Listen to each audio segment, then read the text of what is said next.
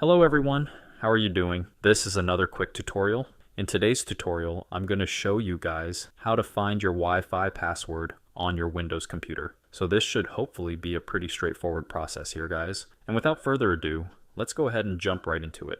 So first thing I actually recommend doing would be to go onto your Wi-Fi router. So actually just like go to your physical router, this should be username and password on there. So it should be right on the router itself. So I'd recommend looking at that. If you're able to do that, it's probably the best way to actually go about it, to be honest. Something else you can try here as well would be to open up the search icon and search for a control panel. Best results should come back with the control panel. Go ahead and open that up. And then you want to select Network and Sharing Center. You want to select your internet connection type. Under here, just left click on it. I don't have one in my case because I'm on Ethernet connection. But next to the details button, there would be a button that says wireless properties here. And you'd go ahead and left click on that. There would be a new window that would appear, and you would left click on the security tab. There would be a connection tab and a security tab, and you would left click on the security tab. There would be three different sections that would say security type, encryption type, and network security key. There'd be a box under that that says show characters.